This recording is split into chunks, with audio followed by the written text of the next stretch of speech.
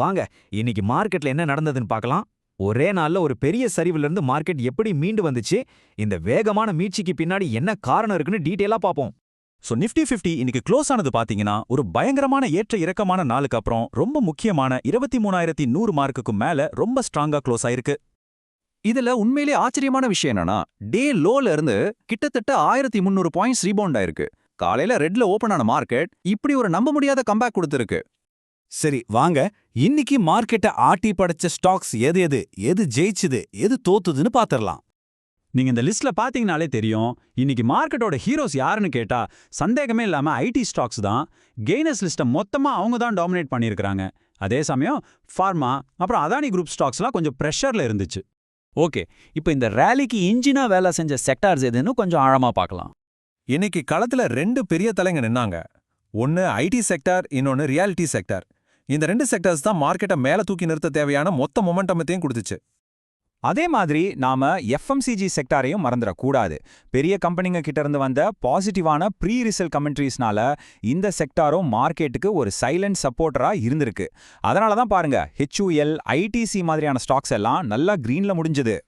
சரி, இந்த செக்டர்ஸ் எல்லாம் நல்லா பெர்ஃபார்ம் பண்ணிருக்கு. ஆனா இந்த திடீர்னு வந்த வேக மாற்றத்துக்கு பின்னாடி இருக்கிற டெக்னிக்கல் விஷயங்கள் என்ன, வாங்க அதை பத்தி இப்ப பார்க்கலாம். இந்த வேக மாற்றத்தை, அதாவது இந்த மொமெண்டம் ஷிஃப்ட்டை நம்ம சரியா புரிஞ்சுக்கணும்னா மார்க்கெட்டோட ஹுட்டுக்கு அடியில என்ன நடக்குதுன்னு பார்க்கணும்.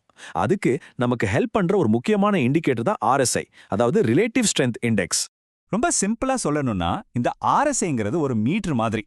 மார்க்கெட்டோட கண்ட்ரோல் இப்ப வாங்குறவங்க கையில இருக்கா இல்ல விக்கிறவங்க கையில இருக்கான்னு நமக்கு காமிச்சு கொடுக்கும்.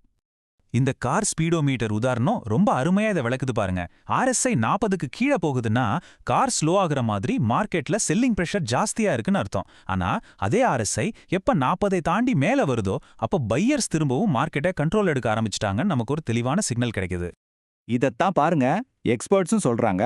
ரொம்ப நாளா 40க்கு கீழே தடுமாறிட்டு இருந்த RSI இப்போ தொடர்ந்து 2 செஷனா 40க்கு மேல ஸ்டெடியா நிக்கிறது ஒரு நல்ல முன்னேற்றம். செல்லிங் பிரஷர் குறையுதுங்கிறதுக்கான ஒரு முக்கியமான அறிகுறி இது. ஓகே, மார்க்கெட் இப்போ ஒரு முக்கியமான லெவல்ல வந்து நிக்குது. இதுக்கப்புறம் ட்ரேடர்ஸ் கவனிக்க வேண்டிய அடுத்த கட்டங்கள் என்ன? இன்னைக்கு நிஃப்டி அந்த 23,100ங்கிற ஒரு சைக்கலாஜிக்கல் தடையை தாண்டி க்ளோஸ் ஆனது புல்ஸ்க்கு கிடைச்ச ஒரு பெரிய வெற்றி. இது ஷார்ட் டேர்ம்ல ஒரு ஸ்ட்ராங்கான பாசிட்டிவ் சிக்னல்னு ராகேஷ் பாட்டில் சொல்றாரு. அதனால அடுத்த சில ட்ரேடிங் செஷன்ஸ்ல இந்த வேகம் இப்படியே நீடிக்குமான்னு பாக்குறதுக்கு நாம கவனிக்க வேண்டிய முக்கியமான லெவல்ஸ் இதுதான். மேல பாத்தீங்கன்னா 23,200 ரெசிஸ்டன்ஸாவும் கீழே 23,000 சப்போர்ட்டாவும் இருக்கு. இப்ப நம்ம எல்லார்கிட்டயும் இருக்கிற முக்கியமான கேள்வி இதுதான். ஐடி செக்டார் திரும்பவும் பவர்ல வருது, மொமெண்டம் இண்டிகேட்டர்ஸ் பாசிட்டிவா திரும்புது. இதெல்லாம் பார்க்கும்போது இது ஒரு நிலையான ட்ரெண்டா இருக்குமா, இல்ல இது வெறும் ஒரு தற்காலிகமான ரிலீஃப் ரேலி தானா? இத பத்தி நீங்களும் யோசிக்கணும். இந்த புல் ரன் தொடருமா இல்ல இது ஒரு நாள் கூத்துதானா? இதுக்கு பதில் வரப்போற நாட்கள்ல தான் நமக்கு தெரியும்.